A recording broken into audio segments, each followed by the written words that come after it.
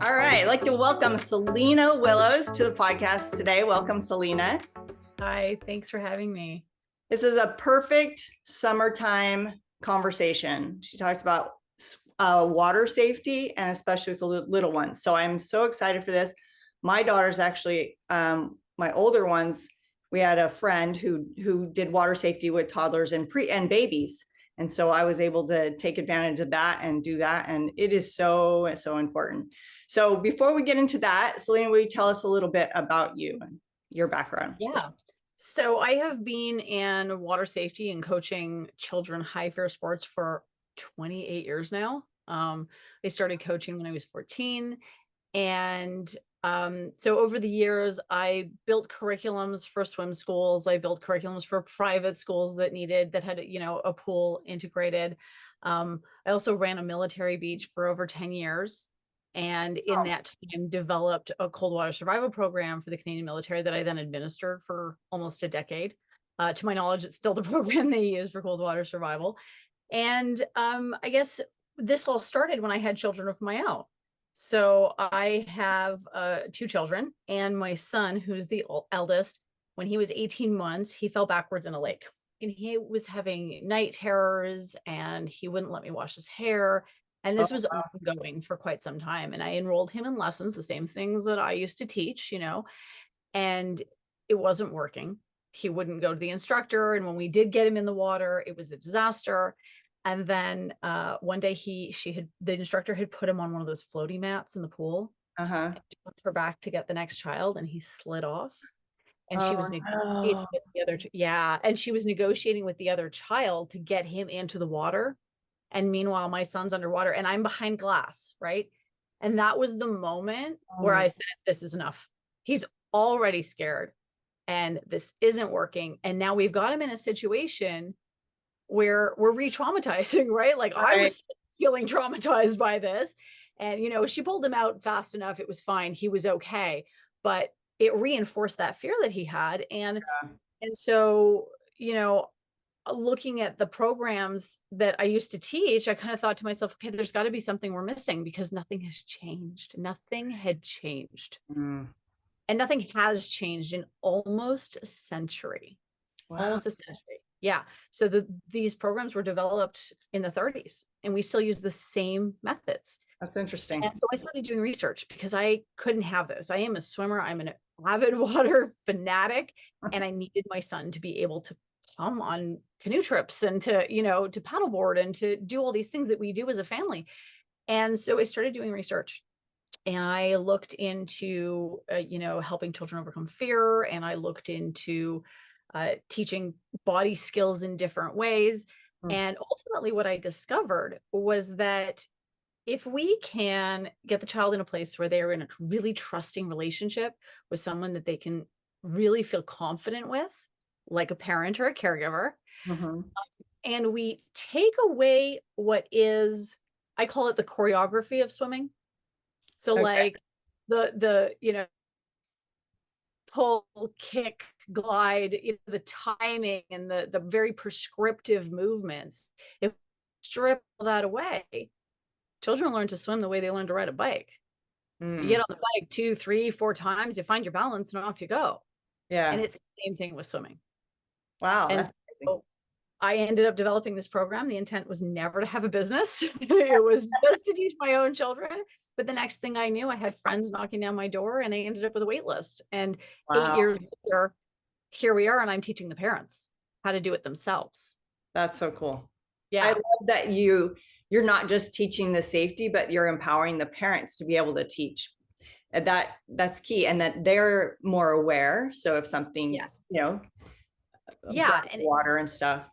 Absolutely. Absolutely. And I think it's really important for parents to be aware beyond the, don't take your eyes off your children, don't leave them alone in the pool. Beyond that, there is more to know, and certainly more that can help us feel a lot more confident and calm around the water when we're supervising, Yeah. And so integrating that and by doing this with your child, you get to learn their limits. You get to learn their signs, their tells, you know, when they're struggling in this, not in such a more complete and holistic way, you know, which puts them that much safer in the water and you that much more available to jump in when needed rather than, you know, over or under reacting to a situation. Yeah. So how was it for you to help your child overcome that double timed fear, of getting in the Yeah. water? Yeah, so there was a lot I had to get over on my own, right? There was a lot of my own stuff I had to set aside, and that was a growth in and of itself. You know, he learned to swim, but I learned how to be empathic towards his fear and how to be calm in the face of pushback and how to communicate with a toddler that doesn't have all the vocabulary and the ability to communicate the way we hope adults do and even some adults don't, right? Right. And so learning how to communicate with him and show him the the reassurance, caring, while still showing him that I understand his fear, and then bringing him around to, but we have to do it anyway because this is a non-negotiable, you know? And so there were a lot of moments where I thought, okay, we're done for today. Yeah. Take a step back because preserving that relationship is important. And ultimate bond I have with him is incredible. He's 13 now and we do all kinds together. And swimming is one of those things that we still do together. And we have a bond over the water and we, you know, we have a closer relationship because of it. But a lot of it had to do with me being able to step back and go, okay, this is not about me. This Yeah. is about him. And scary, I think, for a Yeah. lot of parents. Yeah. Well, and just that moment of like you being behind that glass and not being able to help him. I've had a different kind of moment where, yeah, you're just kind of helpless in the situation, and but then to take on this role. And I wanted to go back and ask about the cold water safety and with the military. How did that come about? Yeah, so I took part in Canada. The Canadian military has a program for youth. It's a program for 12 to 19-year-olds. And I took part in this program as a I started around 15. And when I got my lifeguarding certification, I decided to go and work for the camp rather than be a camper. Okay. And so I spent a few summers lifeguarding on this beach with staff. And then when I turned of age, I was no longer eligible to be like a camper staff, like a student staff. But I had been there for so long that they put me in charge of the beach. Oh, And wow. 19, I was running a military beach, training staff, training the lifeguard staff, and administering cold water survival, as well as supervising over 5,000 children a summer. Wow. Yeah. It's Yeah. crazy. So all the equipment, all of it that went with it was under my purview. And it was, I would say it was a lot at 19, but you know, I was familiar with the position, I was familiar with the job, I was familiar with the beach and the way things worked. And ultimately it worked out very, very well for me. I loved my time there and I wouldn't trade it for the world. It was amazing. That's Yeah. awesome. So Yeah. can you, I don't really enjoy cold water. So Don't blame you. I know that there are a lot of people who are doing the cold water plunges, all our cold showers, all those Yeah. things, which yeah, I just down my back, things like that. No, I don't like. So how, with cold water, I mean, I'm just thinking of even a child, like if they fall in a river or whatever, and they've taken maybe some of the safety things. How can you get over that cold water aspect of it? Yeah. So just like almost everything else with our physical body, it takes exposure therapy, Okay. right? It's a matter of getting in and doing it. Because what happens when we get in cold water, and it kind of depends on the how cold the water is, but Mm-hmm. we get in the water and it can go from, oh, this sucks, to your muscles are seizing.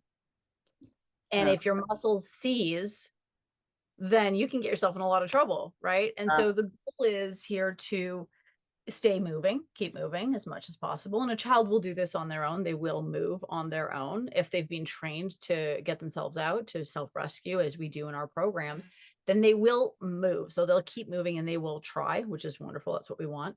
The other Yeah. thing that can happen is your breath can catch, Hmm. right? It can hold you like, and that can cause panic. And when we panic as humans, we are, well, mammals, we are not great at getting out of the water once we're panicking. And so it takes, in my opinion, some training, right? So those cold showers and those polar bear plunges can be really, really helpful for learning to breathe through when our breath catches and not allowing our brain to go into panic mode. Now, we use this practice in my programs, not in cold water specifically with the children, but in other ways. So when they're really young, we have great control over their breath because they can't lift their head yet to take a breath. Hmm. And so we use that to get them just on the cusp of that worry, to teach them to just keep going because they're almost there, to just keep pushing because they're almost there. Like you would calm yourself down from a panic attack, right? No, I'm okay. It's going to be okay. I just need to keep moving. And so we do some of that in the program. But definitely, if you were someone who lived around cold water, I would highly recommend, if you had a child and you were concerned they might fall in, that in those early days of spring and those late days of fall, to get in the water, get in the water anyway. Yeah. Wow. Yeah, that's a challenge sometimes. Yeah, for Young sure. adult. Yeah. And I'm a fan of the polar bear plunge, but I realize that that's not for everybody. Well, if you were teaching that cold water stuff, yeah, you might need to Yeah. learn. So, I mean, from what you're saying, it seems like there's a lot of mental aspects in it. I mean, well, overcoming those fears and just and in dealing with a lot of parts of being in the water. So, how do you address that with, when you're teaching and helping parents and the children? Yeah. So the first thing is that, I love teaching parents how to do this, but if a parent is afraid of the water, it's not going to work, right? Okay. Because we pass these fears on to our children, they pick up everything, right? Yeah. And so when addressing fear with a child, it's a lot of what you would expect, a lot of reassurance, a lot of care and compassion and conversation, and getting really, really curious about what that child's reality is in this moment, you know? Mhm. So I will ask a lot of questions, a lot of questions. I don't want to. You can understand that. Can you tell me why? I'm scared. Okay, what are you scared is going to happen? And then we talk about how, Selena or mommy or whoever is there with them is going to keep them safe. And that is our job, is to keep them safe. And yes, we're going to practice swimming, but really, truly, this is about keeping them safe. And with that, they can understand that this is all part of it, just like a seatbelt is part of being safe in the car. Yeah. Okay. That's a good connection for them to understand that. And do you have a lot of, I mean, do you do it in person as well as you have your online instruction? I Is do. that correct? Okay. I do. And I have instructors as well. Okay. Yeah. Yeah. Um, And can you tell us a little bit about the program that you have online for those who don't live by you? Yeah. So the virtual program is called Swim to Me, and it is 3 different phases that take you to the end goal of your child being able to swim, move or change directions in the water. And this is something they don't actually teach in traditional lessons at all. It's one direction and that's it. So That's teaching how to turn around, and then teaching what to do if they ever fall in the water. So we do a lot of fall simulations as well. And so the program starts with a learn module where parents are there to learn water safety and objection handling and all that reassurance and all that stuff that goes with, all the mental game that goes with, right? Helping their child through that.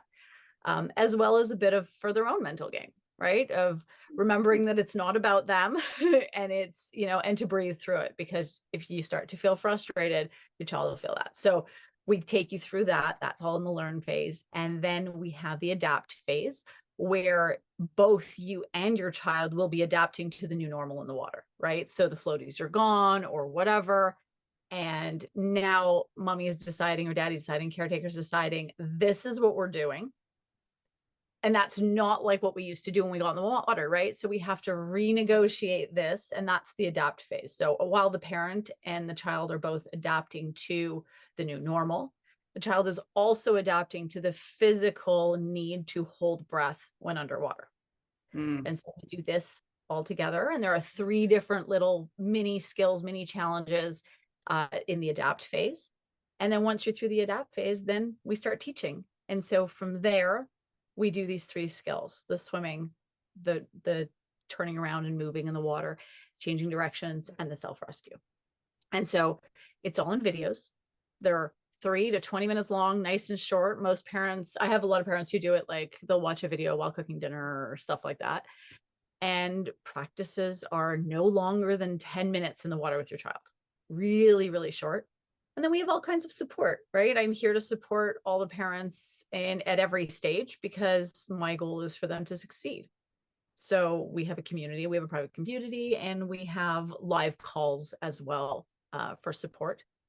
Okay. And the whole thing is lifetime access. You can teach all your children with one cost, right? And that was part of that was really important to me, was that families who have lots of children, I mean, children are expensive as it is, right? Yeah. And swimming lessons can take a really long time and end up really expensive. So the goal was to make it lifetime access. So no matter how many children you choose to have, you can teach them all the same program. The support is lifetime access too. And it's guaranteed. So we actually guarantee success in 10 lessons. Wow, that's amazing. Yeah. And I think with the short lessons, especially for little kids, because their attention span isn't that long, but just for them to help them remember, and just the consistency over little short periods of time, I think is helpful for especially the little kids. So yeah, absolutely. So what we found is in the first couple of lessons, it's a lot of emotional for the children. Like, it's a lot of emotional work. And that feels really physical. At the end of a good emotional roller coaster, we feel exhausted, right? And that's the same for them as well. And so those first few lessons, that emotional roller coaster is heavy, and so they're tired.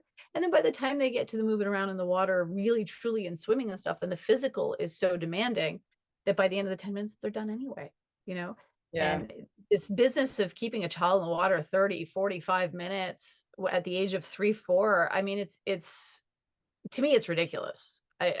As adults, if we don't want to be there, we don't have that kind of attention span. So, to ask a child to do that when they are afraid or don't want to be there, you end up with a child who's either crying and screaming and running away or shutting down.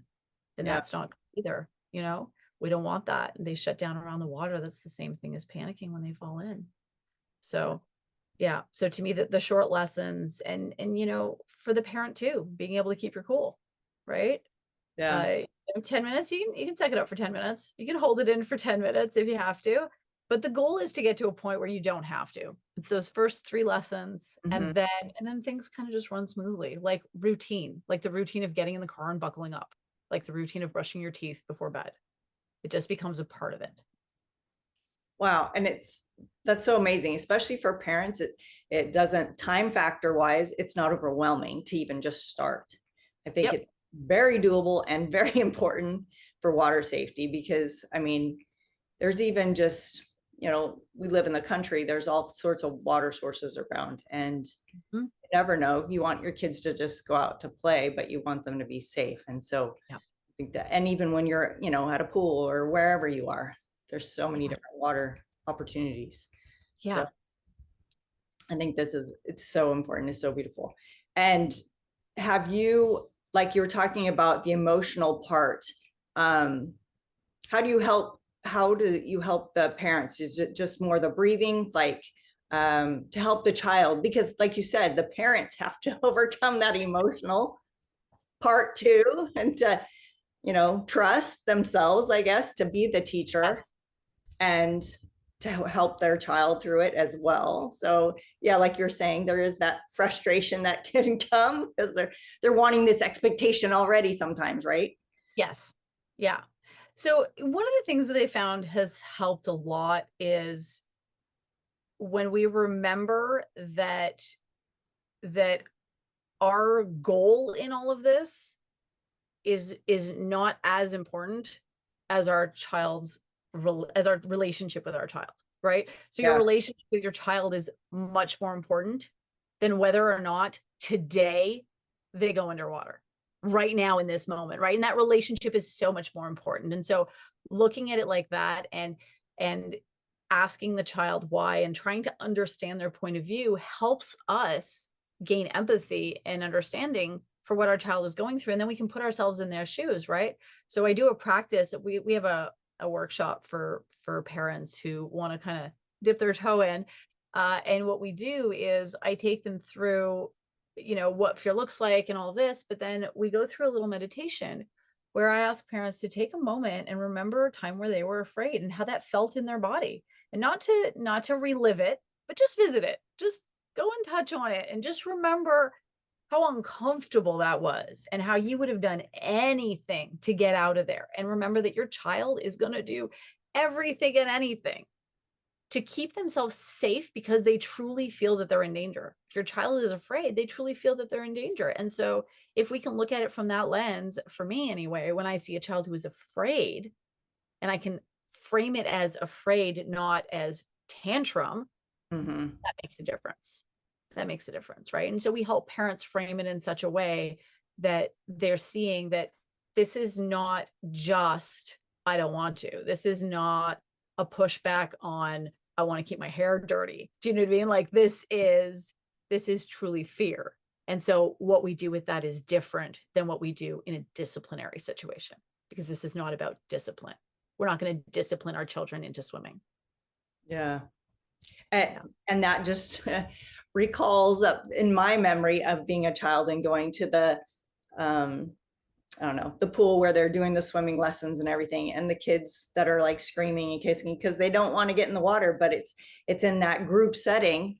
And I don't know, I see so many things in just thinking about it, just how, the safety part of it. And then just that, yeah, you just got to do this kind of thing and not addressing their fears or what's really going on with them. So Yeah. I love that this is more of a one-on-one, that they're working with their parent or, someone that they love and know that they can trust and stuff. So Yeah.